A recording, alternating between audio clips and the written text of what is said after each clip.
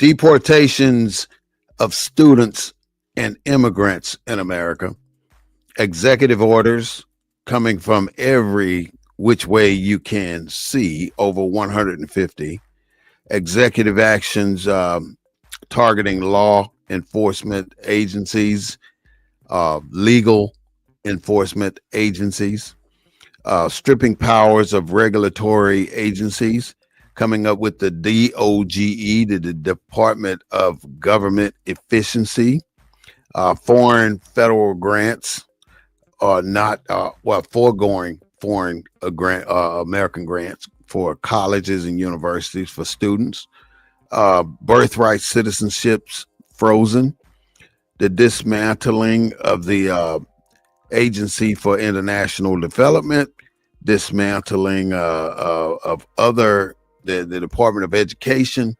It is so many different things going on right now in America. Removal of the U.S. from the World Health Organization, closed the Pell Grants for federal student loan programs, rollback of the Environmental Protection Agency. All these things are part of what's happening in America today. And we are just victims as if we have no say-so whatsoever. But I want to welcome you to the Black News Network, BNN 247, the real voice of Black USA, broadcasting live every Sunday at 3:30 p.m. I would like to welcome and introduce to some and present to others my co-host, Mr. Claude Foster, hailing from Houston, Texas. So thank you, Mr. Claude. Go ahead and let us know what you're saying. Well, go ahead. Glad to be with you, brother. It's a little bit stormy down here in the land, Houston land, Sugar Land, Pear Land. All those lands that we're part of. It's a little bit stormy, but the subject is a little bit stormy. Anytime you talk about politics, it's a storm. So You're right. We're going to talk about politics and how you get elected and the consequences of not being elected. You just laid out the consequences, but it just goes to show you the powers that the executive person has in this democracy, and we got a Supreme Court that decides whether or not that executive has gone too far, and so far they've kind of let him.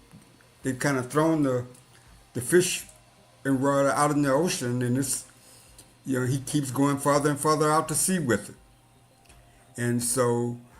I don't know what's going to rein that government back in. Like I say, he's for the first time in our history, probably we've got a president that's testing the boundary of every aspect of our Constitution in terms of our constitutional government.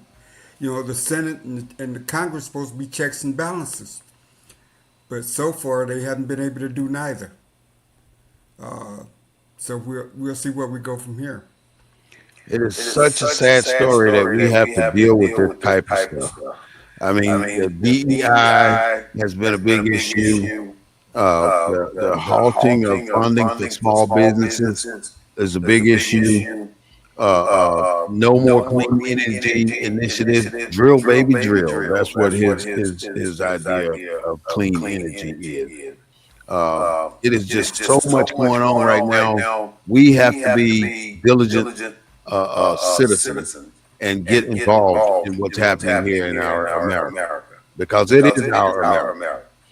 Before we move forward, I would just like to put out a little bit of logistics. Please go to BNN 247 on YouTube and subscribe to our page. Don't forget, like us on Facebook, make a comment. And if you make a comment today, my objective would be is to get your comment on the screen while we are talking. So if I can do that, I'll definitely make that happen. Hopefully you'll have something to say about what we want to talk about today. All these things that we mentioned have happened week after week after week after week. I mean, back to back to back. I don't understand how you can expect to get a single thing done when every time you address one thing, there's a new thing on the horizon. So with us being in America and not really be involved in politics at a level that we should be involved in. It is us are the ones who are suffering from this whole deal. The prices are going up. I mean, every time you hear our administration talk, prices are going down. But when we go to the store, we're getting less and less for our dollar at the grocery store, getting less and less for our gasoline prices, getting less and less for the insurance rates. For every single thing, we end up paying more across the board. But we're getting the message that it's all going down. And I think the only reason we have to deal with it this way is because we are not addressing our political needs as citizens of this America. We are allowing the wrong people to fall into these positions, and they are not representing the people. They're representing themselves. Every single person that I ain't gonna say every single one, but many of the people that are in elected positions right now are all about themselves and all about the money that they can put in their pocket. Just look at how Israel pays senators to endorse them on their efforts against the Palestinians. That's a big deal. If I go on national television or if I go on my social media and I say, well, Israel is a great country and they're doing the best they can to end this war with the Palestinians, even though 5 children are dying every single day or more from starvation. When you got 100 trucks lined up with food that they won't allow to cross into the borders of Palestine. It is not right. Being a righteous country is just doing the right thing. And right now we seem to have a problem with witnessing other countries doing the right thing. The Russia and Ukraine situation, what is the right thing to do? People are being bombed in apartment complexes, in hospitals, and there's over 100, they said 150 news reporters have been killed in covering the Palestinian war over there with Israel. That is just so unheard of, and nobody wants to do a damn thing about it. And that's what I got a problem with, and I see it all the time. And we really, I really want to say it's our fault because we're the ones who put the people in office that make the decisions that have been made. I mean, it talk to me, Claude. I don't even know where to go. I don't want to keep whining about it. Let me just clarify one thing. We're not the ones that actually put people in office. It's the money that puts people in office, and it's money that we don't have a lot of. And you look at the different agendas out there. You mentioned the situation with Israel. And you look at other interests, and you look at where our politicians land. That's because that's where the money comes from. If the money came from the black community, a lot of policies would land in the black community. But because we don't have any money, we got 67 or 66 black members of Congress. How has that? Have you seen a black plan? Well, give me 5 points from a black plan that you've seen. Haven't seen it. Because ain't no money coming from the black folks. Yeah, our vote. Yeah, we tell people to go out and vote for a certain party, but where's the plan from either party? Give me 2 points of a plan that you've heard that impact black folks. That's because the money don't come from black folks. The money comes from special interests, goes through these organizations, especially dark money that you never see. You don't know where it's coming from. But like nonprofits, when you look at all the different nonprofits that are out there that help to elect candidates, Brad Jordan was the last candidate I worked on, last campaign I worked on. And you look at his back of his campaign brochure, and you see SIU and AFL-CIO and Across the Pack Track and Pipe Fitters. So money goes to those kind of organizations, and they work to elect a candidate that supports their policy agenda. Where's the candidates that support our policy agenda, black people's policy agenda? Where are they? They're not there, and I was hoping that we have our guest on, because they're asking for support, I guess. But what's their black agenda? What's their plan? You know, but the bottom line, brother, we don't have any money. We don't have any hard money. We don't have any soft money. We got plenty of 501c4s, but they're not out there working on behalf of candidates. The unions are. I mean, most people contribute through their unions, but the unions can't directly support a candidate, but they can do phone banking for them. They can do door-to-door canvas for them, and when you look at all the different groups, the LGBT groups and all these different groups that support those agendas, don't you know when they give money, they expect something in return? Absolutely. Black folks, we give our vote. So what's more important, the money or your vote? Who gets the attention? The person that voted or the person that gave money? The money. Who buys the candidate? The person that voted for the candidate or the person that gives the candidate money? When you got a county commissioner got $500,000 in the bank account, who you think his allegiance is to? The 30,000 black people that voted for him, or the $400,000 in donors money that he got? And so that's our dilemma. One, we do not have an agenda. I couldn't tell you what our black agenda is. We got 67 members of the Congressional Black Caucus, and I can't tell you what that agenda is. We getting ready to have a Congressional Black Caucus annual affair in September. They're gonna have a few workshops, but they're known for their partying, having a good time. Because the special interests, the payday lenders and all like that, they got PACs that they pay money to that support those candidates. That's why we have the kind of morass in our communities. That's why those things get to stay there, because those candidates have bought into their agendas. Not directly, but through their political action committee. There is no entity that pays directly. If you got a payday lender, they got a payday lending association, a nonprofit that gives the candidate, that supports that candidate either financially or works on their behalf to get them elected.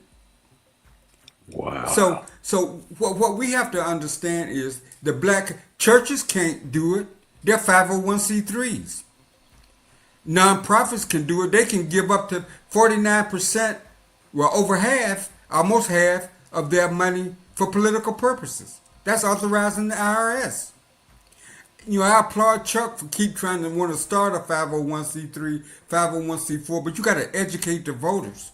You got to help black people understand on a universal basis that it ain't the vote that empowers their agenda, it's money. Money drives this country. Money is, when a politician is in Congress working on issues, he's working on those issues from those entities that gave him money to get him elected. Whether it's the payday lenders, whether it's the alcohol industry, whether it's the tobacco industry, they're working on legislation to make their lives much better that's been written by those industries. They're just carrying the legislation. Because I don't care how much money you got, you can't do what that legislator does in that government body. You can't introduce nothing that benefits your company.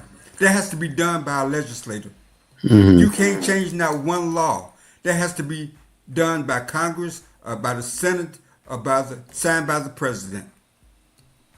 But if you bought and paid for those guys to be there, I'm willing to bet you that your agenda gonna get there.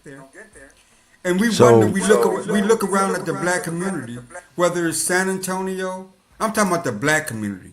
I'm talking about where these black legislators come out of. And you wonder why the payday lenders are still there. The all the vices are still there. The tobacco companies selling cigarettes to our young people. You wonder why that's still in our communities. But wonder no longer. It's because of dark money. It's because of who funds their campaign, who pays their war chest. When they got $500,000 in their bank account representing a poor black community, where do you think the money's coming from? PACs, Where do you think the money's coming from? political PAC. You mentioned Israel. Where you think? Why you think black folks support Israel? Where you think the money's coming from? And I just saw something where bunch of pastors just went out and endorsed what Israel is doing over there. Bunch of black pastors. But they was doing it on moral grounds. Okay. Yeah, I mean that wasn't political grounds. They was doing it on moral grounds. I guess church could have 501c4. I don't know of any church with a 501c4. I guess I don't know what would restrict them from having the 501c4 and contributing to a campaign by having their church members go out and knock on doors, make phone calls and stuff like that. I don't know whether they can do that, but I do know we have plenty of 501c4s in our community. All right, so let's go back to this political ambition. You can't win if you don't run. How do we get the tides to turn in our favor where we can get our people back into politics? Well, first of all, I guess there should be a universal black agenda for black Americans that all candidates, regardless of what level, would support. Because politics start at the local level. So, but if you ask the typical black person about what is the agenda, they couldn't tell you. Can you? Well, there's no agenda all the way up to the highest ranking Democratic Party person. Okay. I mean, there's no mission. There's nothing out there saying this is what we are trying to do right now. Right. So, but why isn't there one? We got 66 black elected officials in Congress. We got hundreds in state houses. We got thousands at the city council level. So you telling me that that black interest is intertwined with everybody else's interest, and then how do they get ranked? Whose interest first? Whose interest second? Whose interest is third? And on down the line, how does it get ranked? Well, we already know where our interest is. And so I'm just saying that I think that there has to be a little bit more education, a little bit greater understanding. I mean, you have black PACs. I mean, Houston's got a number of majority African American PACs that raise money and that endorses candidates and knock on doors or provide provide volunteers to make phone calls on their behalf. I mean, that's what the dark money. I mean, that's what the hard money organizations can do. You know, political action committees. That's where you see the money. You know where the money comes from. From that, like if you start a PAC, you have to list who your donors are. But if you got a 501c4 and you're working on behalf of a candidate, you don't have to know. You don't have to list who your donors are. You don't have to report who your donors are. And so we need to get more involved in the structure of politics and understand. Like I say, is it because of lack of resources? Corporations can give money now. Corporations give a lot of dark money to these PACs outside political spending. So I mean, there's a lot to compete with. I mean, it may sound. But we gotta start somewhere though. But what I'm saying is, I just think that like traditional PACs. Let's start there, like political action committees. Anybody can start one. You have to report your donors. You have to report to the state.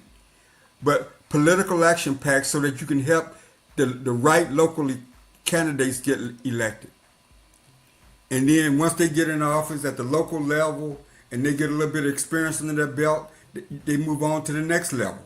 But they got black folks that's at the core of their support financially. And so I think from that process, I think we'll have better representation by the time we get to Congress, by the time we get to the Senate.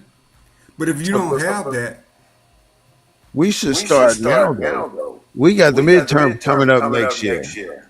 And I haven't seen how we have engaged ourselves into the political atmosphere based on what's coming up for the midterm. There's nothing out there saying what Democrats or black people are trying to do for this midterm election. well, the Democrats have a strategy now to keep Trump from getting a majority in the Senate or the House. That's their strategy. But that's the Democrats. You understand what I'm saying? That's the Democratic Party, the Democrats, allegedly, because that's the party for us, which historically, when you look at our spaces and our places, being a Democrat hadn't had any major improvements to the majority of African Americans' quality of life and existence in this country. To be honest with you, I mean, we still talking about the importance of the Voting Rights Act. How about quality of life? How about jobs? How about health outcomes? But we got to go out. You've seen all the demise of all these services that you just mentioned. There's nothing we can get done without getting engaged into political office running for an office. I mean, putting candidates out there that run for office with the right mindset, not about themselves. The selfless service that we require seems to be non-existent now because it seems like everybody can be bought. That's just the bottom line. Everybody I mean, there's only very few people in politics right now that can't be bought. Even Al Sharpton been bought.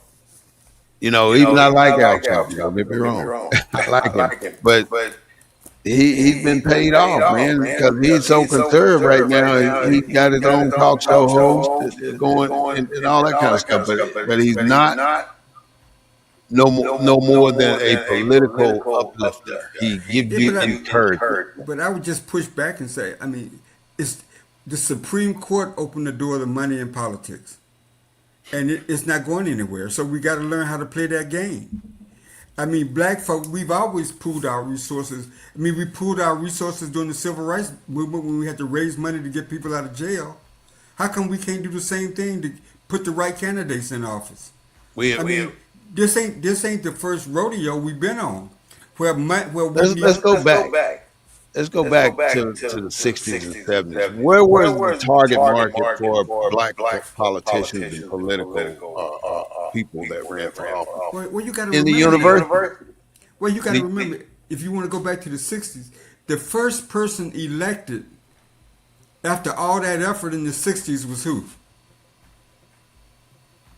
The first black person elected in the South after all the civil rights struggles in 1965 and beyond, the voting rights, the sacrifices that people made in my hometown. Elected to what? Federal level? State level? Federal. Is it the lady from California? No, it was Barbara Jordan in 1973. Well, Barbara Jordan. Barbara Jordan. I'm thinking about the lady. It was Barbara Jordan in 1973. So from like 1868 to 1973, we got the first black person in Congress. That was Barbara Jordan. From San Antonio. No, from Houston. Well, why we got a Barbara Jordan Center? Y'all got a Barbara Jordan Center over there? Because y'all ain't got no blacks of your own. Y'all the Barbara Jordan. Y'all got that from Community Center. Yeah, because Barbara Jordan was an impactful historical For the state. for the country. So the blacks in San Antonio didn't have nobody, so y'all chose Barbara Jordan to call y'all senator because y'all. I guess San Antonio ain't got nobody of any black significance that they could have named that center after. Well, you got the Navy guy that fought in World War II. Now, I'm just being curious. Barbara Jordan was a national figure, Yeah, beloved by everybody, yeah. and she was a forceful speaker. And the Barbara Jordan Center should consider an honor to have her as the name of that Have her center. name on the center. Yeah. Because obviously, can you imagine? I don't know when that center was built, but the courage of the black folks in San Antonio To get that, to get that in San Antonio, it took a lot. I'm sure it took a lot. I'm sure it probably took some protests, probably took some arm twisting. I mean, So right now, in order for us to get somebody elected to anyone, even in the local level, we got to have some commitment. And most people that go for the local level, they don't have many federal visions. well, They're we got to get a concerned little bit more. about getting that little council seat or something. Well, we got to get a little bit more sophisticated, man. We got to get a little bit more. That's why I said you almost got. I don't care whether it's a small group in San Antonio or a large group in Houston. We got to have something that we're asking for. I don't care whether it's at the city level, the county level, the state level.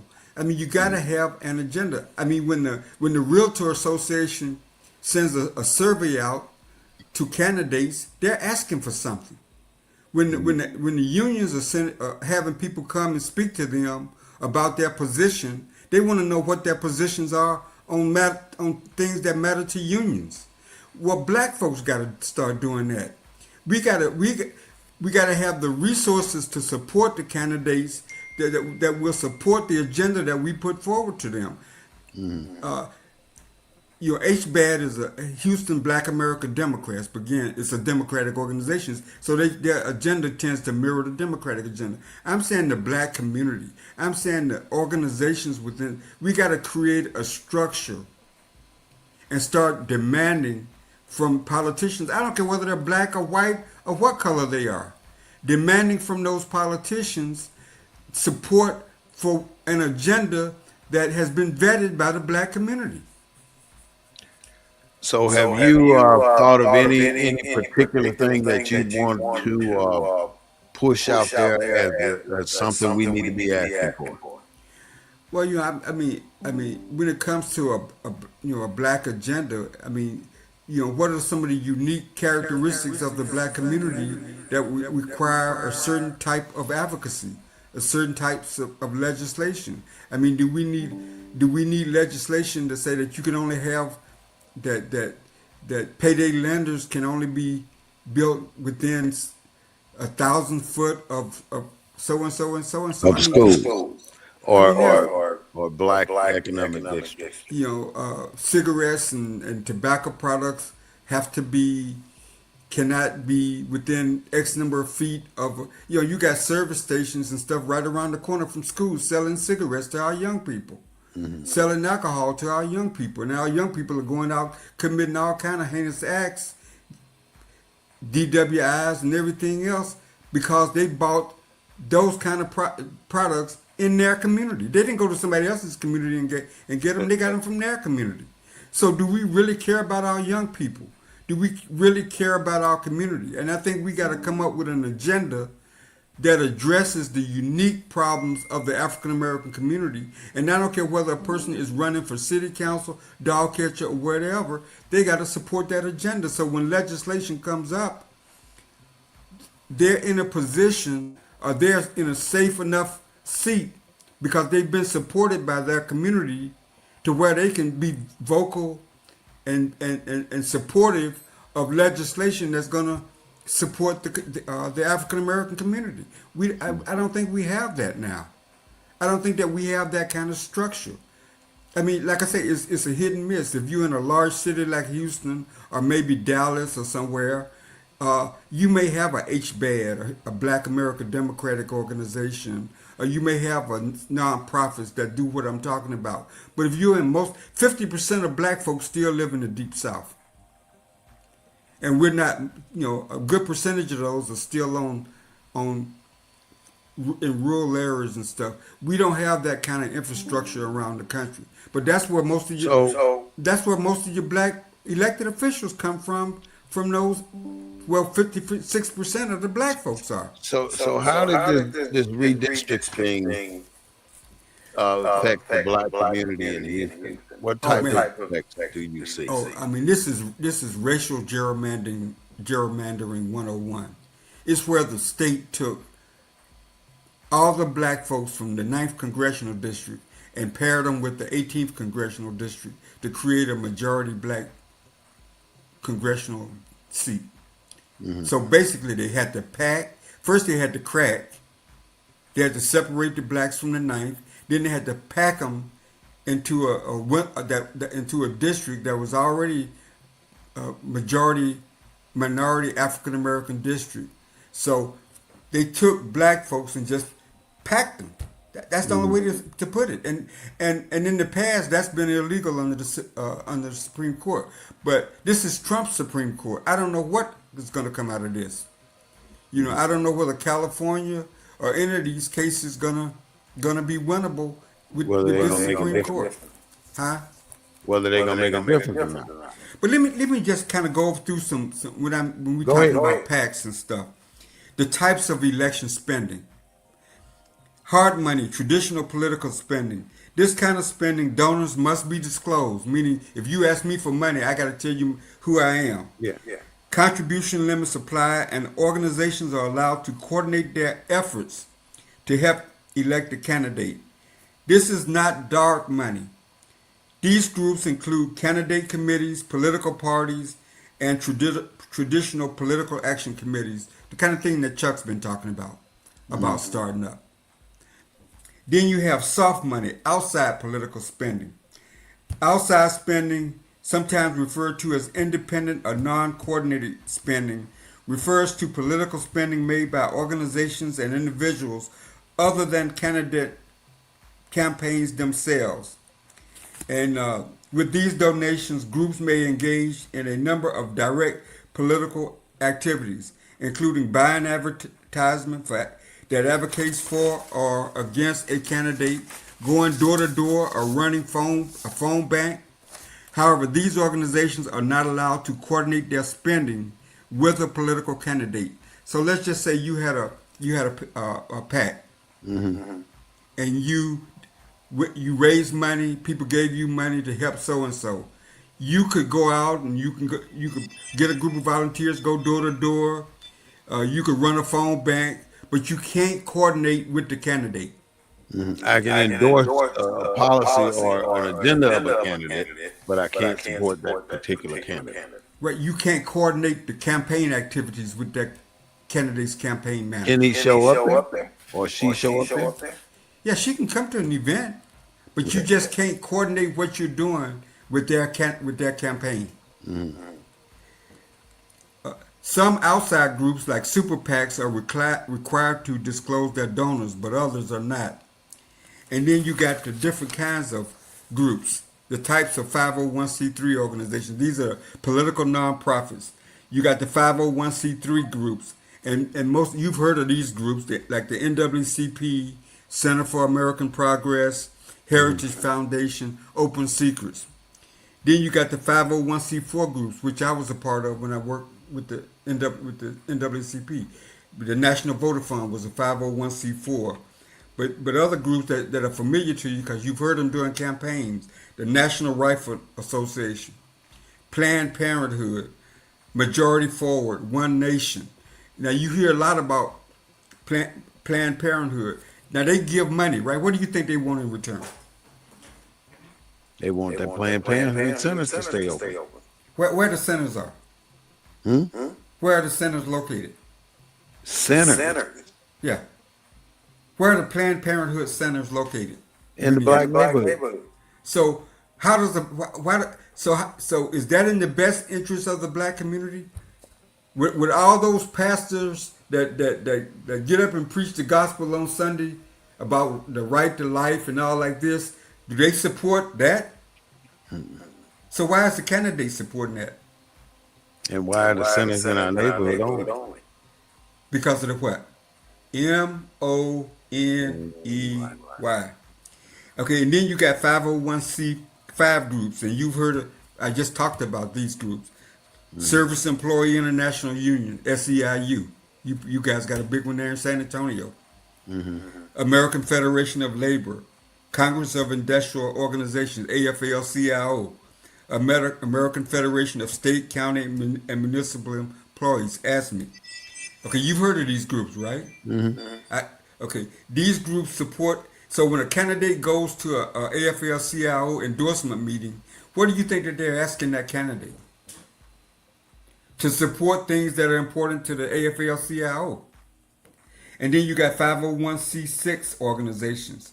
These are like the U.S. Chamber of Commerce that support them kind of businesses that devastate our communities. That's American Bankers Association. Ain't no banks in our communities. National Association of Realtors and all those groups. So that's where the money is coming from. That's where the support of these black candidates are coming from. So whose agenda are they carrying? Have I read off any major black organizations? No. Because the NAACP gets out there and does nonpartisan get out the vote efforts. Nonpartisan. They just telling people to go vote. But when they're out there with their signs and with their banners and with their T-shirts, they're also telling the opposition to go and vote. Telling everybody to go vote. Right. But they ain't got no money for no big time TV ads.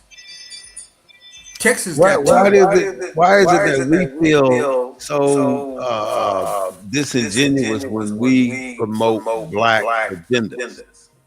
I mean, we are so apt to not want to go out and say we're doing this for the black American or the black in America, the blacks in America. Why are we so reserved about putting that type of agenda out there? Well, I think it's not that we're reserved. I mean, black folks are black folks are part of the union, part of this, but that's not a black agenda. That's not a black. We have put nothing out. I mean, but when you hear the LGBTQ community, they're talking about them. Why we don't talk about ourselves on our agenda, putting at least one thing out there that's directed in our favor for us by us. Why can't we do that? I don't know.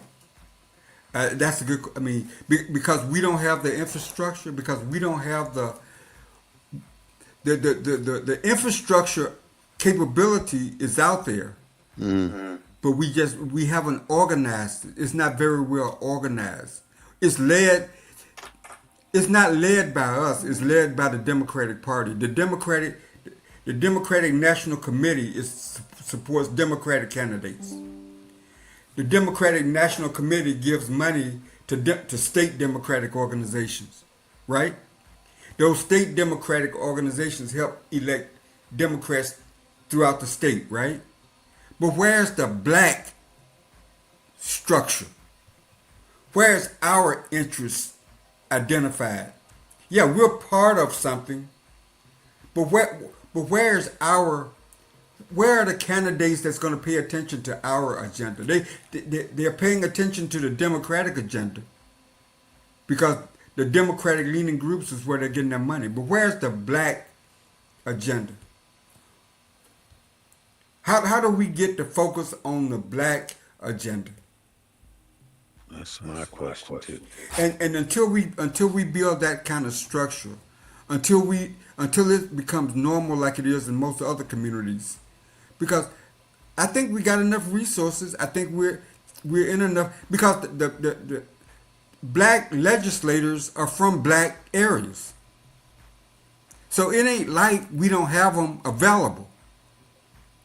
It ain't like we don't have the positions everywhere. We just got to get the focus on the candidate. The candidate got to understand that black people have enough resources to vote to get them out of office. Because regardless of regardless of whose issue, if my black candidate represents a majority black district, you think the LGBT community is the majority in that majority black district? No. So why do they put so much emphasis on an LGBT agenda? Because they have the money. Thank you. Do you think abortion is a hot issue in a black representative district? No. So why is he out there supporting that agenda and not dealing with the issues that the black about the community money. all about the money? And until we get that kind of power in a country that was built on commerce and industry and money, we're gonna be wagging our tail. We got a lot of millionaires. We got a lot of people with money in the black community. But we have unfortunately, we have a lot of people in the black community with money that don't have shit to do, excuse me, don't have anything to do with politics. Right. I think our biggest loss is us not getting involved in the local politics, the state politics, and the federal politics. Right. And because we don't get involved, we lose every single time. And I can't believe if we look back at the 60s and 70s, how prominent black people were and how many changes black people encouraged and made happen. And here it is in the 2000s, we are not making change on anything. We're not making headway on anything. We don't even have a focus or an agenda led by the black politicians that we have in office. And they didn't get there because white people put them there. Black people played a major role in putting black people in the positions that they are in politics.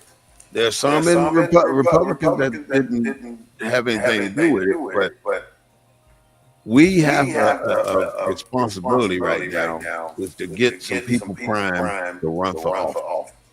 And we're not effectively placing people in political strategic positions to run for these offices. And that's where we fall short. You can't pop up out of nowhere 3 or 4 months before election and talking about you running for office. You have to have a track record leading up to that. And in order to lead up to something, you got to start at a reasonable age and begin working yourself into that particular position. I'm trying to. And it did not happen here. So I only ask our listeners to go out and find where we're going to find those people. Back then, during the Black Panther stage, during the beginning of the NAACP, the Martin Luther King era, our main backing came from college students. I don't know one university has a political agenda in the black community right now. Not even an HBCU. That's where our backbone is. That's where our strength came from. If it wasn't for the universities and colleges across this country, the Black Panther Party would never have gotten off the ground. Now, they were demised because of the federal government, but they didn't get their start without college and HBCU universities working in their favor. They're the ones who stayed strike. They're the ones who made protests. They're the ones who accumulated funding for different political agendas. And right now, we're not asking our universities to do anything in support of our national Black or African American agenda. Yeah, but we don't. I mean, we talk about. Okay, I'll give you a good example, right? You remember the story the back in the day, the congressperson, the senator that was caned by the senator from South Carolina because he got up and talked about anti-slavery. No, I don't. He was caned to death, and then all the Republicans came to his defense because he was up because the white Democrat was trying to beat him over the head with a cane. I don't remember that. Al Green raises his cane at Trump. He get thrown out. They throw him out. That one Democrat came to his defense. Yep, you're right. Didn't hear not one. They should have got up and walked out with him. No, they should have got up and they could have stopped the people from throwing him out. No, they couldn't have stopped it. They could have. Or they could have all got thrown out. That's what But I I'm would just think talking would about. have happened. They all would've. But for me, that was a clear sign of Of the blacking, of the weakness of the Democratic Party when it comes to the black agenda. It really hurt to see him being moved out of there by himself. Not And all one the Dem- person and all the standing up Dem- in that not one court. Democrat did not stand up and Because it's all about personal agenda. well, but the Democrats don't have. I mean, they don't have any. Well, look at what's happening now. Okay, okay, look. Why Look would at they- Jasmine Crockett. She's out there all alone with no Democratic support, right. and she's telling the truth. But the truth is falling on deaf ears because she has nobody else singing that same song with her. Right. And it makes her look like she's on an island alone. And how can you, I mean, I can imagine the feeling. I've been in that position too, where I'm the only one advocating for the rightness of a situation. Can you imagine if Obama had treated Zelensky the way Trump treated Zelensky? A state leader in the White House treated him like that, and the country ain't said a word. Ain't said Can that. you No, he treated that man wrong. They would have impeached. Another national. They would have another called leader. Obama a national embarrassment, a national disgrace. That will never die. They still be talking about it. President Obama could not But have look, lived that down. Not only is he getting away with that, he's not consulting Congress for anything. Think about all the executive orders that have been done that have every single one of those could have went through Congress. Well, But none of that's going to Congress. yeah, and Congress, and he has the majority. But look at what happens with those if he is removed from office. If let's just say we have no other choice, a Democrat goes into the White House. Keep trying. What's going to happen with all those executive orders? Oh, they go away. They're going to get overturned. They're going to get overturned as well as they should. But he don't care. He got that power. He's challenged every single system that's been in place for hundreds of years. But any president could do that. Yeah, but he chose to do it. But The other one could have done it, but he's doing it. But no, but you really can't fight it because he's within his judicial right to do what he's doing. Obama could have did it on behalf of black people. But he never made it past the first one. Why? He got vetoed, what they call it, removed from office. But the Democrats had the majority in the House and the Senate during his first term. Who was going to remove him from office? It's so much political pressure and money, like you were saying earlier, That's my point. the money will change the way any country runs.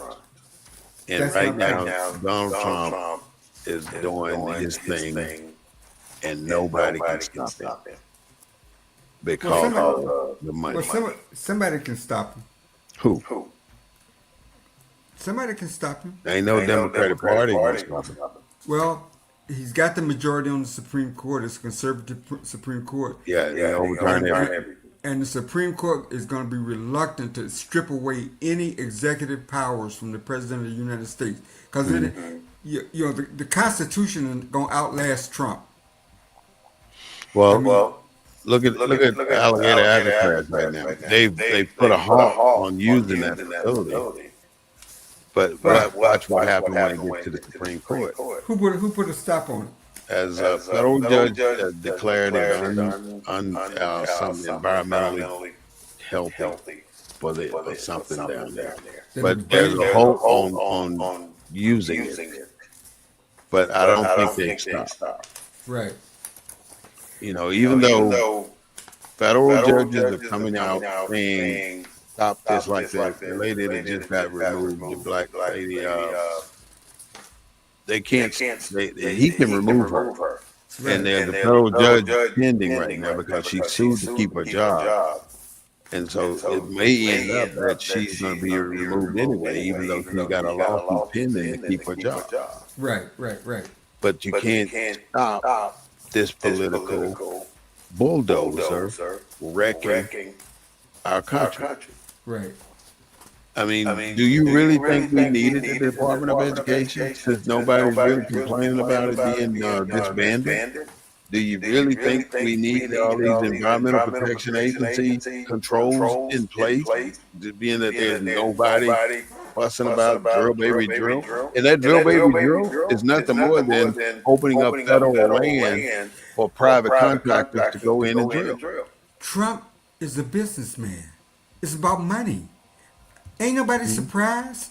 This country is a business, man. And look at The Constitution is a contract. absolutely. So Look at why are we how that went down, Paul. But why are we All surprised? the rich people love what he's doing, and all the poor people support what he's doing.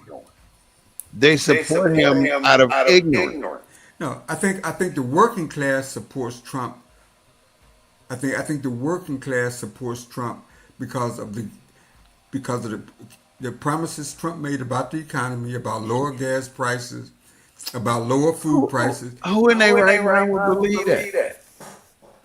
So let me ask you a question. So do you think the black community supports the use of condoms and birth control for the sexually active teens and unmarried adults?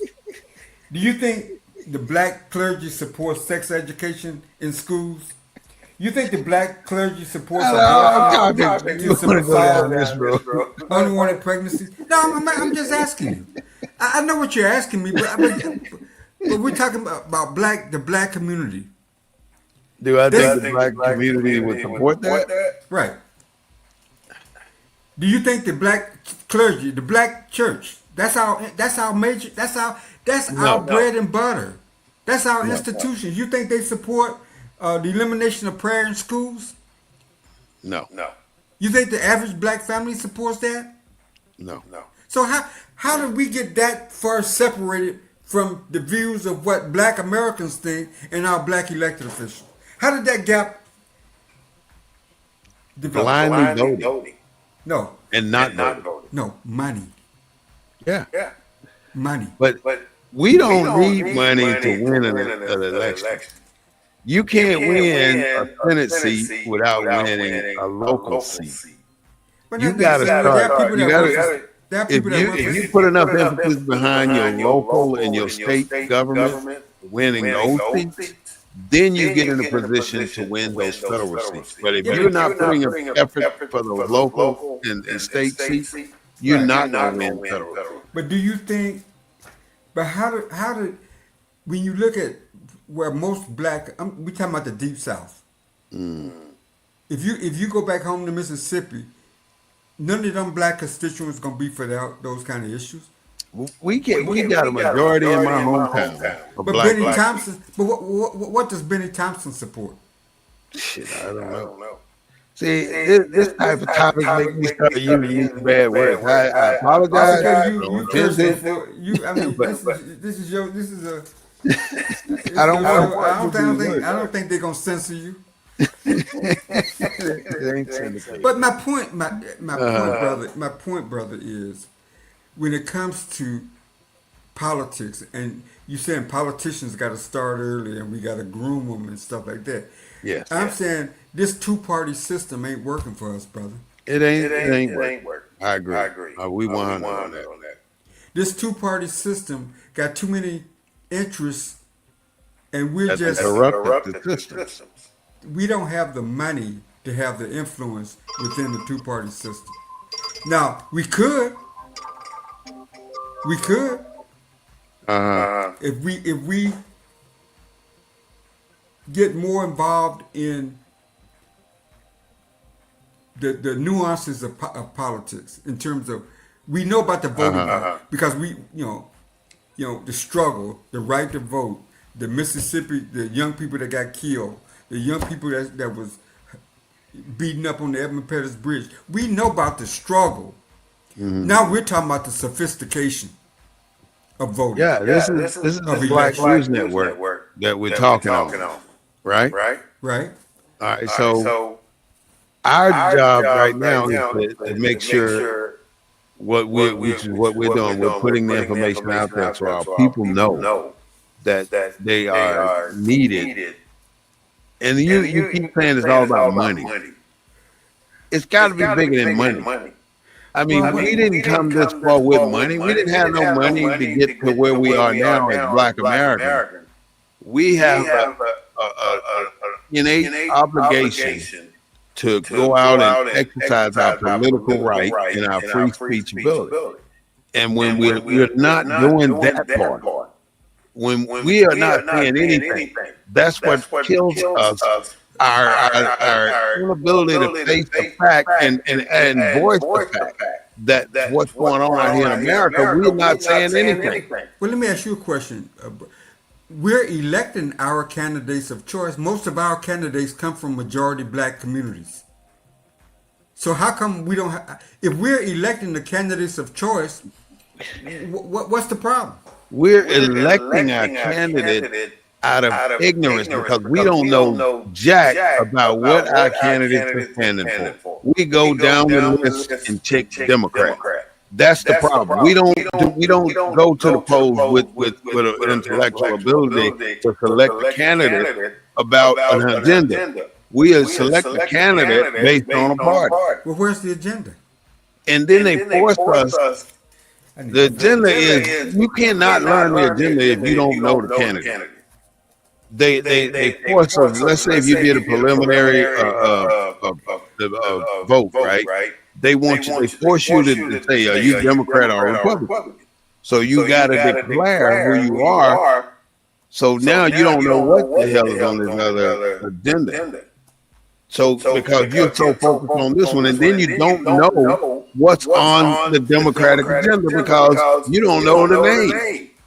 So you may know one or two names, three names on that list, but 9 out of 10 names, 9 out of 15 names, you don't know. Right.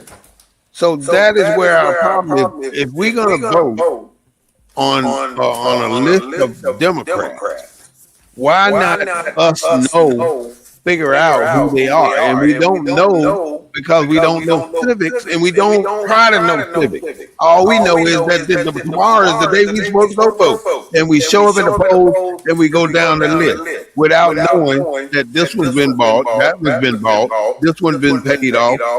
We don't know that. How would they know that? Because you got to do your research. You got to be into the civics and the politics of the whole situation. You are not going to learn how to get the right candidate if you don't know bigger or more things about the political agenda of this district But the or region or state. But the two-party system is not a platform for people to do what you're doing, because you vote based on the platform of the party. How do you start the third system? Well, that's what we're talking about. I was trying to find here. I had a platform. Elon Musk is talking about starting the American Party. Well, he done backed away from that. That American Party, yeah, I mean, even the our American the Tea Party- Party. How was it so easy for the Tea Party to get started when we can't have our own party? We got 40 million people here, and we can't start our own party. Well, we could.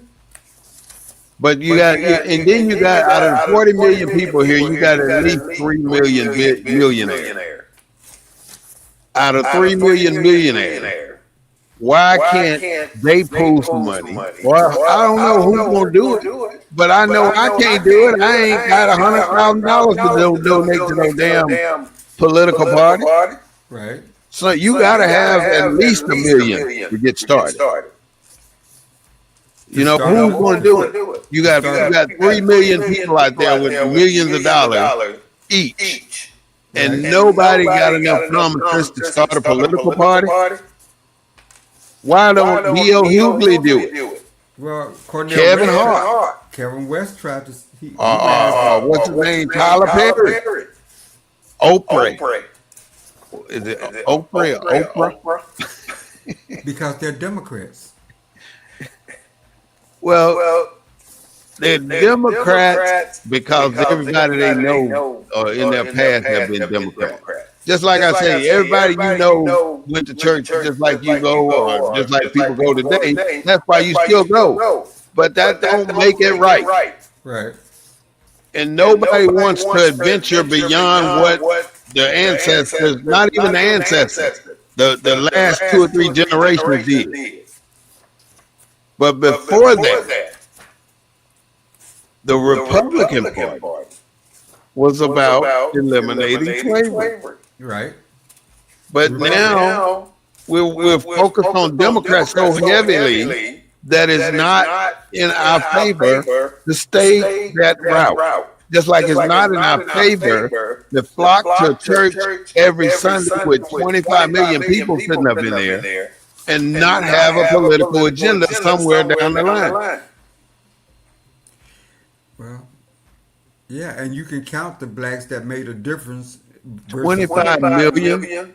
versus the blacks that make excuses. I'm saying, I think an independent black party that is neither Democrat nor Republican, but takes their votes to the party that supports that agenda, is the future of black politics in America. Because I don't think that we're ever gonna. I mean, when you look at the overall poverty in the United States today for black Americans, it's still about as high as it was when we only had 13 black people in Congress. Now we got 66. And worse conditions. Well, it ain't markedly improved. So I mean, I We think got more done in the 60s and 70s than we've got done in the 2000s. Well, it was because things were so obvious, and what we got done. It's still obvious. Didn't have to. We didn't. This country, man, is about politics. Is about who gets to share a piece of that pie and how big a share of that pie you get. This country is about corporate greed. Trump has been shrinking that pie for us, cutting health care, cutting public education. Us. Yeah. We've always been cut out of the picture. So now it's just being made clear to intelligent people. And see, the Democrats' strategy right now ain't to go after us. They're trying to get those white independents, right, to come back. So they're going to ignore us to get those white independents to come back to the party. They think they got us no matter what. They're going after the independents. And they do. Because we don't have anything. It's the independents that decide. It's the independents that decide elections. Why don't we become independent and disassociate ourselves from either party and let them come after us? It takes a major movement, and it takes people to sign up for it. Just like I don't like to keep comparing the church because I admire. But how can we be an independent party when we vote Democrat cycle after cycle after cycle? You cannot. 80, you go to church Sunday after Sunday after Sunday. You can't change that. That's locked in. It's almost like it's in the genetic being of the black man and the black woman that this is what we need to do. But in reality, what's actually happening is the people that run the church are the ones who push the agenda. They can push that agenda and make it work. But why won't they push a political agenda and make that work too? Right. And the biggest fear is, we're 501, was it 501c3 for a church? They don't want to do it because the government will cut our money. They're cutting your money anyway. You're not paying taxes anyway. But Jerry Fowler and all these other prominent white preachers, Hagee, can talk politics in their church and nobody say a word. But the moment a black pastor say something about goddamn America, everybody in their mama got something to say. He didn't say that alone. He said that in reference to situations, specific situations, but they took it apart and made it about America only. Right. Right. And then they had their president come back and have to apologize for him and disassociate himself. Right. That's not right. So the only thing in my mind, our only objective is two focuses. If we don't get the university, the black, especially the HBCU, if we don't get the black church following a black agenda, Right. we're doomed. But we And got- and right now you can see it. Our credibility gets lower and lower. Yeah, I see. I know Tracy about Echo. I don't even know how to fix it. But thank you for identifying that for I us. was She was trying just to- telling. Oh, you got an echo? Yeah, you remember we were talking about it at the beginning.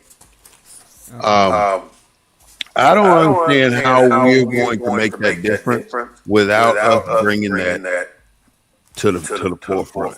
Our black churches and our black universities will have to get on the same accord. Well, first of all, I think you're right. I think our black churches, our intellectual institutions, our wealthy individuals, I think, they got to get on the same page. Because once somebody makes a move, it's got to be supported, just like the civil rights movement. It was supported. People, they had to have money to bail people out of jail. They had to have money to print up information It's to enough. get to people. It's enough money in our community for that. I ain't got it, It but is. but it is enough money in our community to get it. Why is it you got $1 billion and you're afraid to let 100,000 go to get somebody out of jail? Or the post bail or to start a new political party.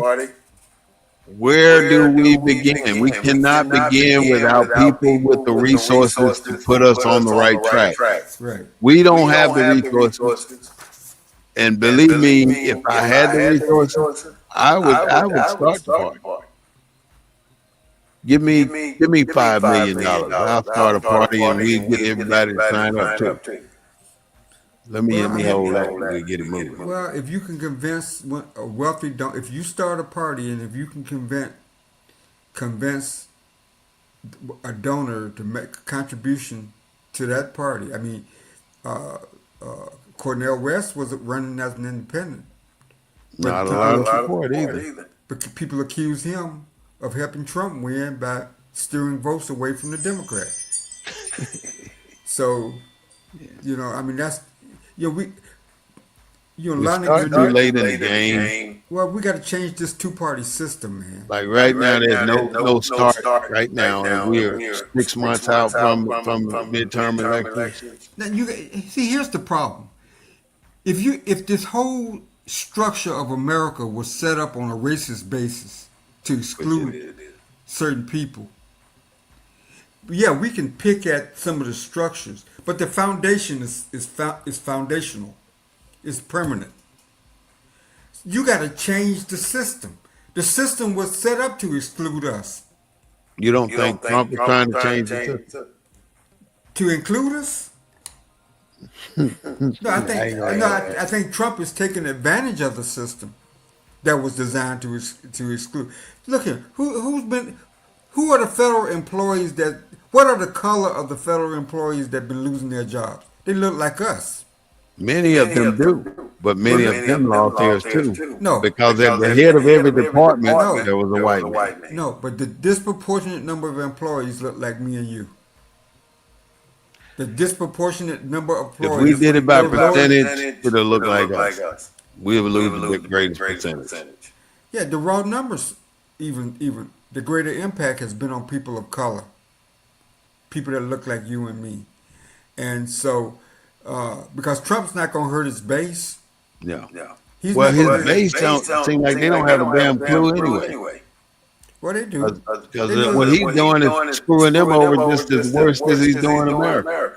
The people around Trump are probably some of the most smartest political people in America. I'm talking about his base, the people who voted.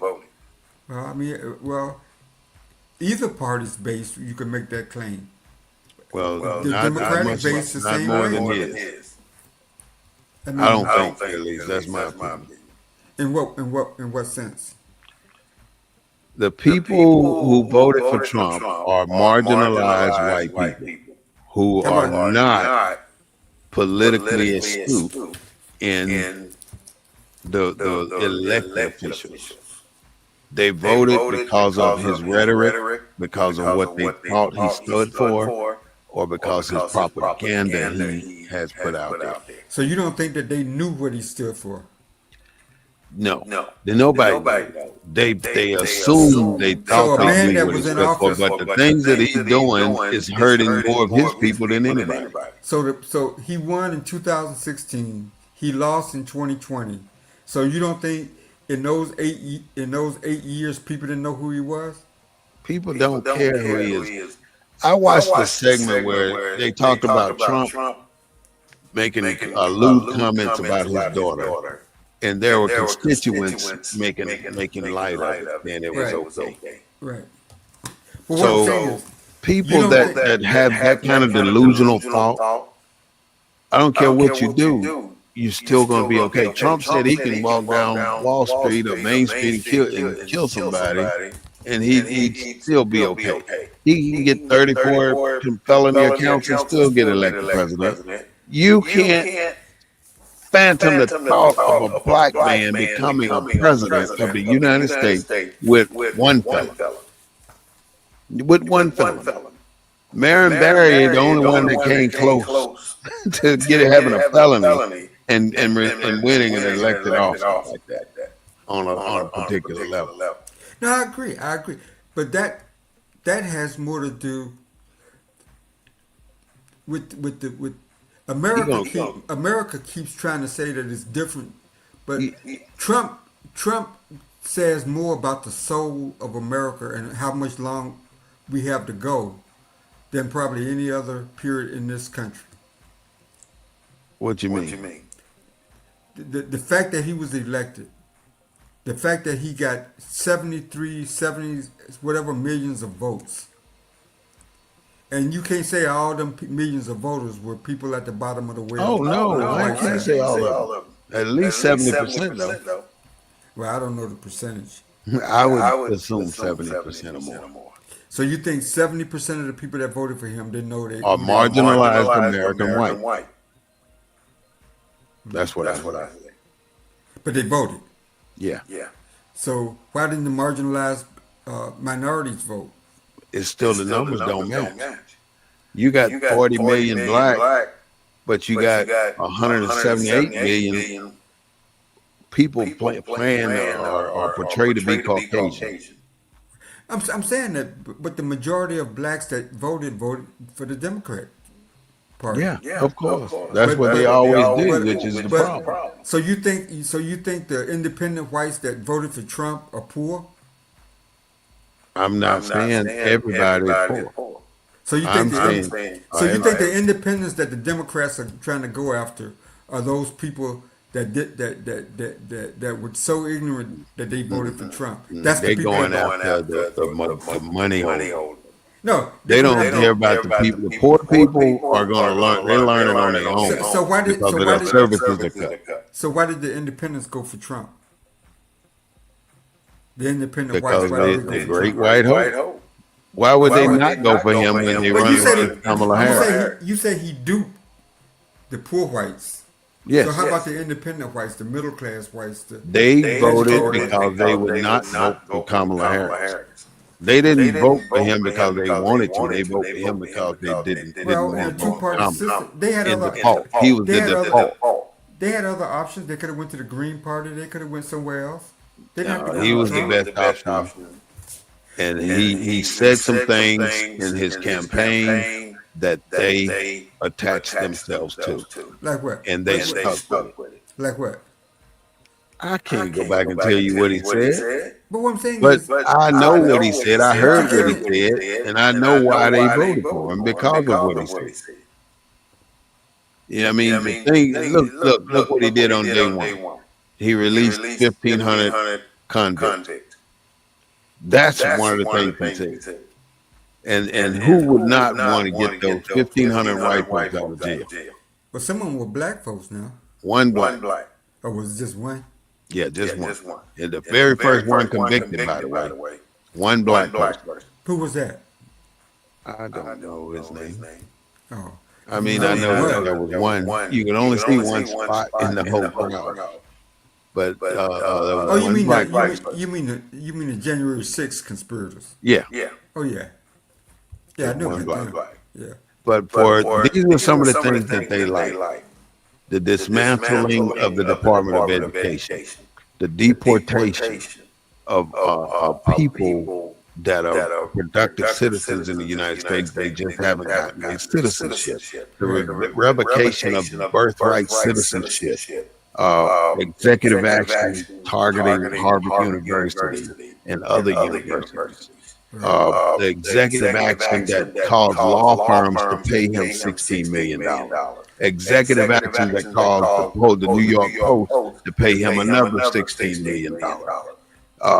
Stripping power of regulatory Well, agencies. these are after he got elected, right? Well, these are things that he campaigned on. Oh, he campaigned. That he was going to go after all the people who put him in that position, who caused him to not win the election. He's not going to say lose the election. He's going to say not win. Oh, okay. All right, birthright citizenship, the USAID, Agency of International Development that we talked about, threatening emails to federal workers. Look at when he started sending out those emails. He had Doge to send out all those emails to federal workers. He removed us from NATO, removed us from the World Health Organization. He closed or closing the Department of Education. Stop the Pell Grants. I mean, recall federal government educational loans. Right. People that owe hundreds of thousands of dollars to the federal government because of the loans for school, these loans are being recalled. Right. Now he's forcing college down students or kids to go to private companies to get loans to go to school, and then you don't get you can't defer these payments. You got to start paying that as soon as you get it. Rollback of the Environmental Protection Agency drill, baby, drill. This is why they voted for him, because that meant opening up the oil field. And when he was the president first time, see, people that own the companies in this corporation of America, they play the corporation to who the candidate they want. When he lost this election, the oil fields shut down their production so they can put people on the unemployment line, so the unemployment rate can go up, so they can say that, you see, when Donald Trump's not president, look at how the unemployment rate goes up. See, it's a whole orchestrated system of manipulation of the people. And that's exactly what he has done since he's been in office, doing all these different things. Every week there's something new that we have to deal with in our country. And I'm not one to sit here and try to name everything he's done, but I have intuition, I have beliefs that certain things are just inalienably not correct. Right. And what are we going to do about it? Is fuss every single day about it. But like you said, we do need another political party. But with all the billionaire millionaires in the black community today, if we can't form one, we ain't gonna form one. Because right now, it's about how many billions I got, how many millions I made, and they for me and mine, not for the country. That's what's happening. But we had a great discussion, and we've over hours. So go ahead and formulate your closing and let us have it. Don't tell me like it is. Well, no, I'm money. About them. I mean, it's about them dollars, man. We gotta come up with a plan. We gotta find the candidates that support that plan, and then we gotta raise the money and get out there and put them in office. And stop complaining about it. We got to be about it. the this the courts have allowed money to become more important than the vote. To be honest with you, or as important as the vote. And there are 46 million black folks in this country, and a lot of them have money, and we just need to get a little bit more organization, a little bit more focused, and we can criticize some of the leaders of the past, but some of them did have a plan, because that's what got us this far. It just didn't happen. The civil rights leaders had a plan. They didn't just wake up one day and say we're gonna boycott the buses in Montgomery, because all the black folks in Montgomery wasn't in the same circumstance. Some of them had cars, some of them didn't have cars. Some of them rode the buses to get to work, some of them didn't ride the buses. You had to have a plan to deal with all those different situations. We don't have a plan to deal with the different situations that exist in the black community. I don't hear our black leaders talking about the diversity of the situations of the black community. The people, the CBC event in September, you think the person at the bottom of the well can afford to go pay $400 a night for a room? No. So No. we gotta have elected officials and politicians that pay attention to black folks wherever they are, and not just the folks with money. We're never gonna. Once you put money into politics, you're never gonna be able to take it out. So we got to get busy, and we got to get busy building the kind of infrastructure. And I keep bringing his name up because Chuck knows this. And he keeps talking about it every time you have a conversation with him. It's all he talks about. And Go ahead. Go ahead. I'm sorry for that. oh, okay. But no, this is a great subject. I think we need to have more discussions. I'm sorry the politicians that were supposed to be on weren't on. I think it would have added some more insight to what we're talking about in terms of America's political structure and what we need to do to make sure we got a seat at the table, and that at that seat at the table they're serving what we want on the menu instead of serving what others want and we wind up having to eat what others serve us. And so hopefully people have gotten that from this discussion today. Okay. Before you go, I want you to hear a clip from the lieutenant governor from Illinois, right? Who's the black woman? Yeah, Julian Stratton. Juliana Stratton. Illinois, talking about Trump. Check this out. Thank you so much for joining us. Donald Trump says the people of Chicago are calling out for him to intervene because some people want a dictator because he was not. How does the city of Chicago feel about Donald Trump's desire to send in the Well, thank you for having me. Let me just start by saying I thought it where he says he's not a dictator, but I don't know too many people have to spend a lot of their time explaining to others that they're not a dictator unless they're trying to be one. As someone who has been born and raised in the city of Chicago, I've spent my career here, I've raised my family here. No one is asking for him to come to Chicago. Donald Trump is not focused on creating safer communities. He's only trying to really create chaos, and he's doing so because he is a small man who is a wannabe dictator who can't stand the thought of not being right in the center of attention. He's a weak man, and from my standpoint, all he wants to do is feed his ego and distract from his many failures as the president. So that's how we do it, and I can tell you, Governor and I are not going to roll out the red carpet with this wannabe dictator. What is that? Oh. Now that was Yeah, I saw that on the news. Juliana Stratton, The the lieutenant governor for Illinois. Well, She he said really he- had some sharp things to say about what's happening about the National Guard moving to Illinois or to Well, what do you think Chicago. about the governor? I mean, the mayor of Washington basically Maryland. thinking, yeah. Well, the comments being made about they don't want the National Guard there, as long as the governor has the right to make the decision, they should be given the right to make the decision. But as far as the federal government saying that they're going to send troops somewhere, they have the right to do that too. But I can't sit there and condemn Donald Trump for what he's doing, but I can say it's a right way and a wrong way, and what he's doing is not the right way.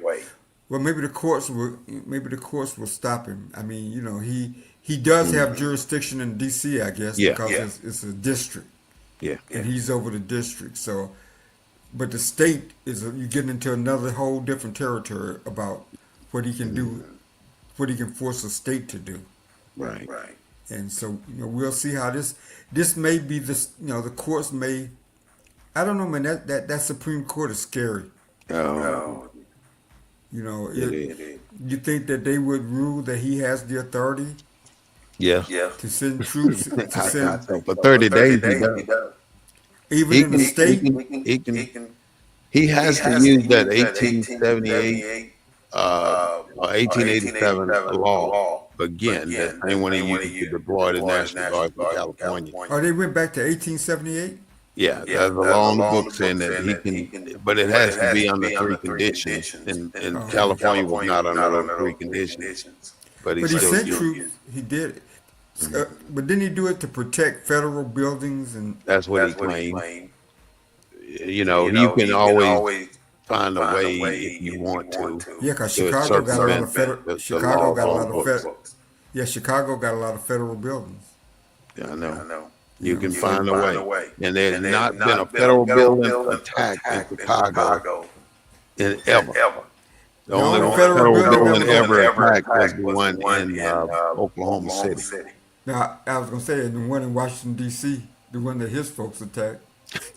Oh yeah. The state house.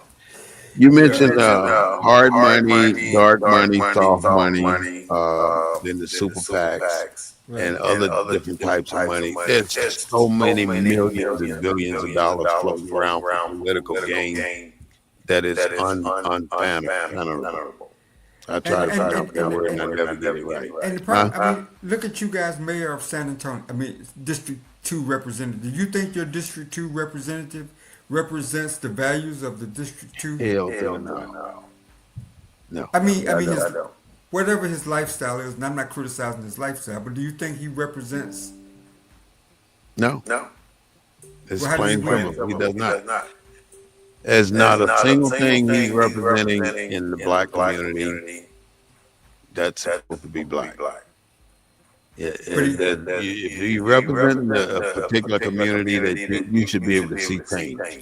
Well, When you don't see change, then that tells you what's being represented. But my point is, he raised a lot of money to win, to help him win. It didn't take him a lot of money to win. It only took 2,300 votes.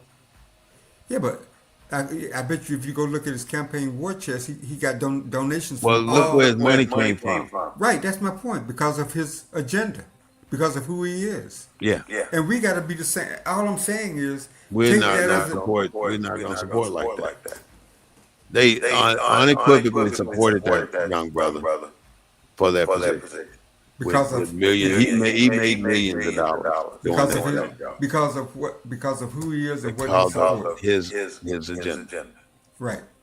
That wasn't the East Side agenda, his agenda. But he His was able to agenda. collect money from all over Because the of country. him.